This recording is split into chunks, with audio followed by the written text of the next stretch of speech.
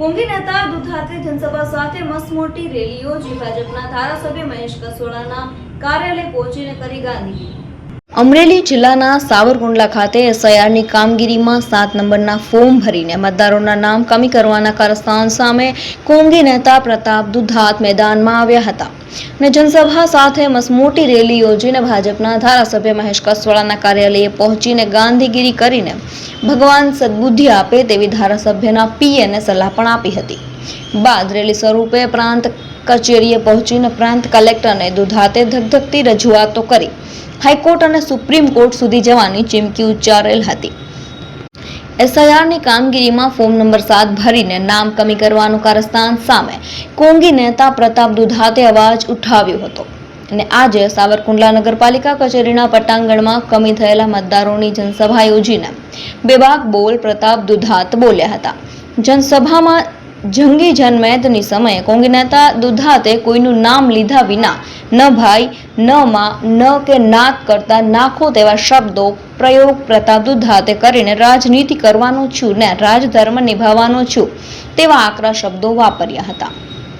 SIR પ્રક્રિયામાં 7 નંબરના form ભરનાર 45 વ્યક્તિઓના નામ સાથેનું લિસ્ટ આરટીઆઈ મારફતે મેળવીને સાવરકુંડલાના 8069 જેટલા નામ કમીના ફોર્મ નંબર 7 મેળવીને કાયદેસરની કાયદાકીય લડાઈ લડવાનો નિર્ધાર કરીને પ્રતાપ દુધાત રેલી સ્વરૂપે નીકળ્યા હતા।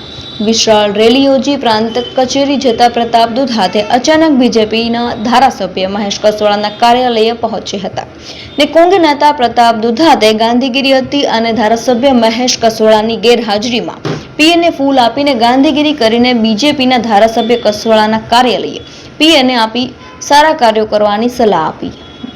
ત્યારબાદ પ્રાંત કચેરીએ પહોંચીને નામદાર કોર્ટ સુધી લડાઈ લડવાનું કહીને આવેદનપત્ર પાઠવેલું હતું।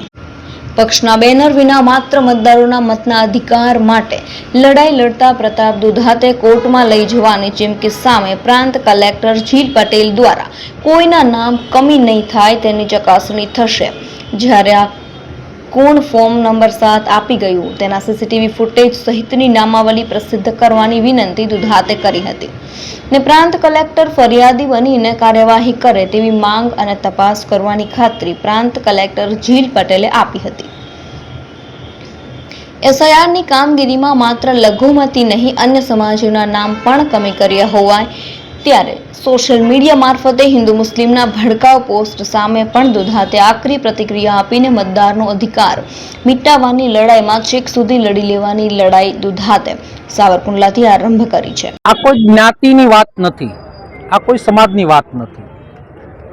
જે વર્તમાન સરકાર અથવા વર્તમાન સત્તામાં બેઠેલા લોકો એને એવું દેખાણું કે આ મતો અમને નથી મળવાના અથવા મત હટાવવાથી અમારી જીત થઈ શકે એમ છે, એમાં 18 વર્ણના મત કાપવામાં આવ્યા છે અથવા એના 7 નંબરના ફોર્મ ભરવામાં આવ્યા છે। કોઈ પર્ટિક્યુલર જ્ઞાતિ નથી જેમાં પટેલ, કોળી, કાઠી, આહિર, બ્રાહ્મણ, લુહાણા, સુથાર બધી જ કોમ લઘુમતીથી લઈ કોળી સમાજથી લઈ અને એનો આધાર પુરાવો આ મારા પાસે છે કે આ વિસ્તારની અંદરથી ફોર્મ ભરાણા આ એક દાખલો છે। જ્યાં પણ મીડિયાવાળાને એનો આધાર જોતો હોય તો હું તમને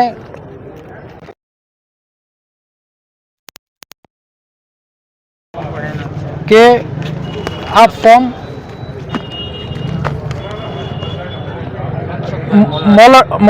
મોલડિયા મનસુખભાઈ બરાબર આ તમને ગમે તે ફોર્મ તમે જોઈ લો જેની અંદર બધી જ કોમ્યુનિટીનો સમાવેશ છે।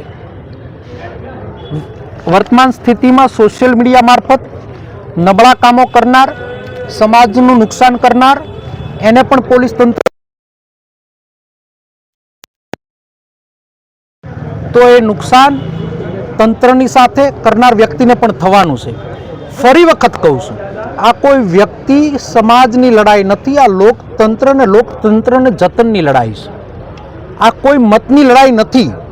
લોકોનો અવાજ દબાવવાનું જે કામ કરી રહ્યા છે એ અવાજ ન દબાય। આપણી લોકશાહીમાં કોઈ પણ વ્યક્તિ હોય, હું 2 ઇલેક્શનો બહુ મામૂલી મતે હાર્યો છું તો ત્યારે લોકોએ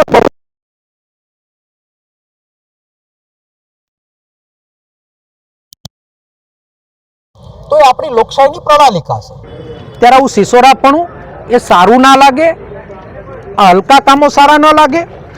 અને 7 નંબરના ફોર્મથી ગરીબનો અવાજ દબાવવાનું કામ કર્યું છે, ખેડૂતનો અવાજ દબાવવાનું કામ કર્યું છે, મધ્યમ લોકોનો અવાજ દબાવવાનું કામ કર્યું છે, ગામડામાં રહેતા મારા દલિતનો અવાજ દબાવવાનું કામ કર્યું છે, વેપાર કરતા મારા નાવલીની અંદર લોહાણા સમાજનો અવાજ દબાવવાનું.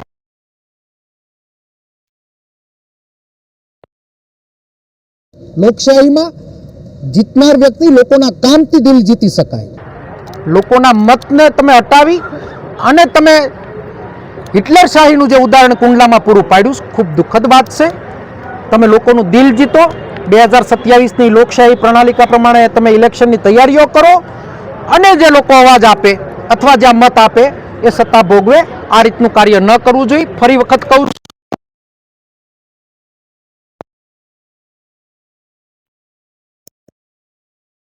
અમારી ફરજ અમે નિભાવી રહ્યા